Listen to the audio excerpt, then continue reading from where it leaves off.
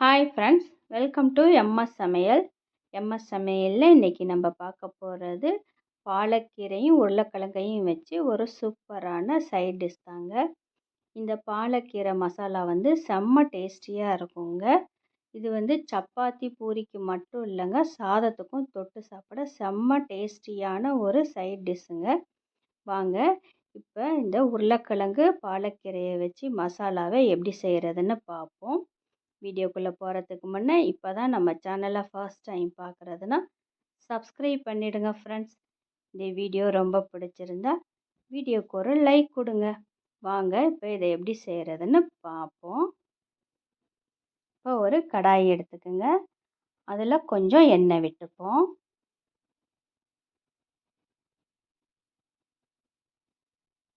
எண்ணெய் காஞ்சதும் பொடியாக கட் பண்ண வெங்காயத்தை சேர்த்துருவோம்.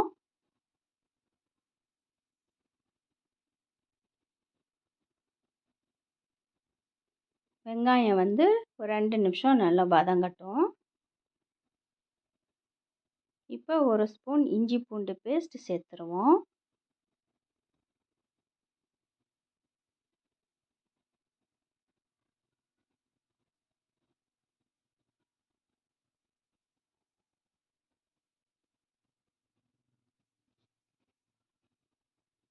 இப்போ 2 தக்காளி பழத்தை இதுமாரி கட் பண்ணி சேர்த்துக்குங்க. பெருசாக இருந்தால் 1 போதும், நான் சின்ன தக்காளி பழங்கிறதுனால 2 கட் பண்ணி சேர்த்துருக்கேன். இப்போ அதிலேயே கட் பண்ணி வச்ச உருளைக்கிழங்கு இதில் சேர்த்துருவோம். கூடவே ஒரு கேரட்டை இதுமாரி கட் பண்ணி சேர்த்துருவோம். அதே போல் கேப்சிகம், நான் எல்லோ கலர் கேப்சிகம் சேர்க்குறேன். உங்கள்கிட்ட எல்லோ இல்லை க்ரீன் தான் இருக்குன்னா சேர்த்துக்குங்க. இது எல்லாத்தையும் சேர்த்து ஒரு 2 நிமிஷம் அப்படியே வதக்கி விட்டுக்குங்க.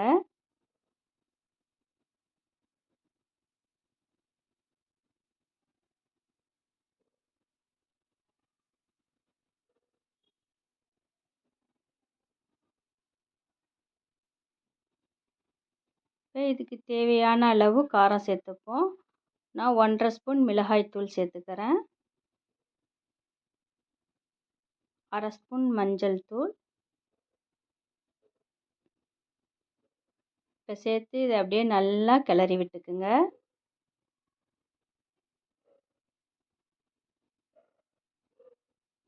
இப்போ இந்த காய் வேகிறதுக்கு கொஞ்சம் நம்ம தண்ணி விட்டுருவோம்.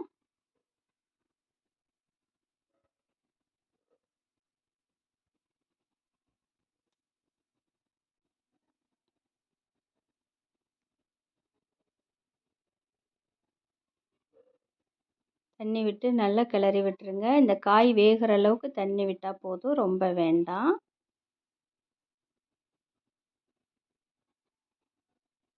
இப்போ இதுக்கு தேவையான அளவு உப்பு சேர்த்துருவோம்.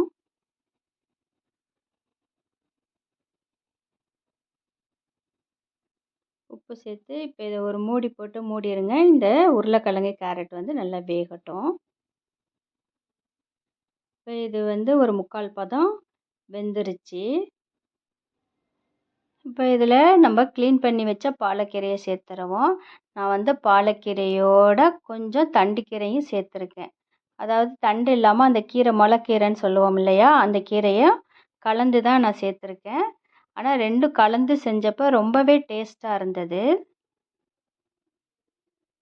நீங்கள் இது மாதிரி கலந்து செய்ய விரும்பலைன்னா பாலக்கீரையை மட்டும் சேர்த்துக்குங்க. ஆனால் 2 கலந்து செஞ்சிங்கன்னா செம்ம டேஸ்ட்டாக இருக்கும்.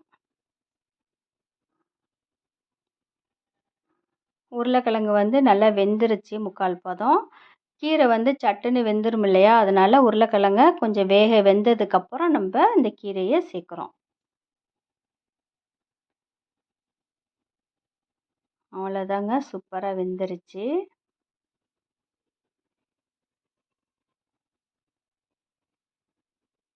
ரெடி ஆயிடுச்சு.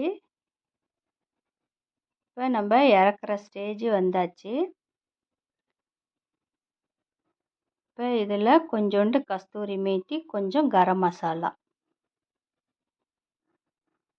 இறக்குறதுக்கு முன்னே இது 2த்தையும் சேர்த்து அப்படியே நல்லா கிளறி விட்டுட்டு இறக்குங்க.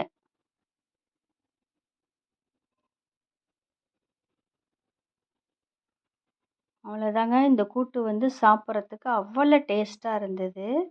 இது சாதத்துக்கு வச்சு சாப்பிட்டோம் நாங்க. செம்மையா இருந்தது. பாருங்க சூப்பரா ரெடி ஆயிடுச்சுங்க. இப்போ நம்ம இதை ஒரு பவுலில் எடுத்து வச்சுப்போம். அவ்வளோதாங்க. இது வந்து சப்பாத்தி, இட்லி, தோசை எது வேணாலும் தொட்டு சாப்பிட்லாங்க. சின்ன பிள்ளைங்க கூட வேணான்னு சொல்ல மாட்டாங்க. கீரையை பார்த்துட்டு வேணான்னு சொல்லுவாங்கள்ல, அந்த மாரிலாம் சொல்ல மாட்டாங்க. இந்த டேஸ்ட்டு பார்த்தா போதும். அந்த அளவுக்கு எல்லாருக்கும் ரொம்ப பிடிக்கும். நீங்கள் வந்து கண்டிப்பாக இதை ட்ரை பண்ணி பாருங்கள் ஃப்ரெண்ட்ஸ். ட்ரை பண்ணி பார்த்துட்டு எப்படி வந்ததுன்னு கமெண்ட்டில் சொல்லுங்கள். தேங்க்யூ.